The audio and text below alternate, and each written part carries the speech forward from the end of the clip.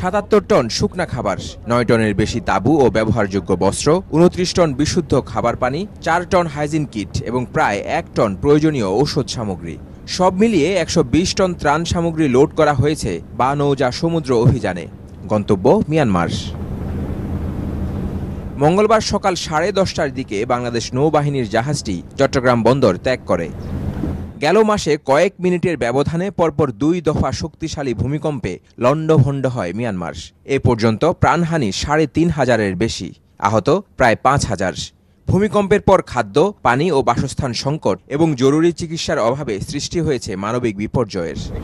অন্তর্বর্তীকালীন সরকারের প্রধান উপদেষ্টার নির্দেশনা ও সশস্ত্র বাহিনী বিভাগের পৃষ্ঠপোষকতায় বাংলাদেশ নৌবাহিনী প্রতিবেশী দেশটিতে পৌঁছে দিচ্ছে এই উপহার।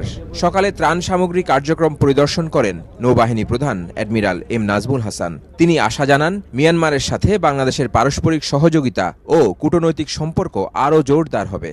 প্রতিবেশী রাষ্ট্র মিয়ানমারের এই সংকটময় মুহূর্তে বাংলাদেশ সরকারের মানবিক দৃষ্টিভঙ্গি থেকে ত্রাণ সামগ্রী নিয়ে নৌবাহিনী জাহাজ প্রেরণের বিষয়টি প্রতিবেশী রাষ্ট্রসমূহের কাছে বাংলাদেশের ইতিবাচক ভাবমূর্তি প্রকাশ করবে। পাশাপাশি এই ধরনের সহযোগিতাপূর্ণ মনোভাব আন্তর্জাতিক মহলে বাংলাদেশের সুনাম ও মর্যাদা বৃদ্ধিতে বিশেষ ভূমিকা রাখবে বলে আমি আশা করি। সর্বোপরি এই ত্রাণ সহায়তা প্রেরণের মাধ্যমে বাংলাদেশ এবং মিয়ানমারের মধ্যে বিদ্যমান পারস্পরিক সহযোগিতা, কূটনৈতিক সম্পর্ক এবং সুপ্রতিবেশী সুলভ মনোভাব আরও জোরদার হবে বলে আমার দৃঢ় বিশ্বাস।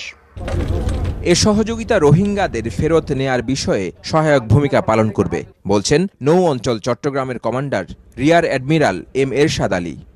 এটা হচ্ছে একটা নেভাল ডিপ্লোমেসি বা নৌ কূটনীতির একটা অংশ। এই নৌ কূটনীতির মাধ্যমে আমি বিশ্বাস করি যে আমাদের যে পারস্পরিক দ্বিপাক্ষিক যে সম্পর্ক রয়েছে সেই সম্পর্কের উন্নয়ন ঘটবে। এই সম্পর্কের উন্নয়ন ঘটলে তখন আমাদের যে পারস্পরিক যে সমস্ত সমস্যাগুলো রয়েছে, যেমন আমাদের মিয়ানমারের সাথে আমাদের রোহিঙ্গা প্রত্যাবর্তন সহ যে সমস্ত সমস্যাগুলো রয়েছে, সেই সমস্যাগুলোর সহ অন্যান্য সমস্যাগুলো আমার মনে হয় নিরসনে একটা সহায়ক ভূমিকা পালন করবে। ক্যাপ্টেন মোহাম্মদ আরিফ হোসেনের নেতৃত্বে ২০৫ সদস্যের এই বা নৌজা সমুদ্র অভিযান আগামী ১১ এপ্রিল মিয়ানমারের ইয়াঙ্গুন বন্দরে পৌঁছাবে বলে আশা করা হচ্ছে। ১২০ টন ত্রাণ ও মানবিক সহায়তা নিয়ে মিয়ানমারের উদ্দেশ্যে চট্টগ্রাম বন্দর ত্যাগ করেছে বাংলাদেশ নৌবাহিনীর জাহাজ সমুদ্র অভিযান।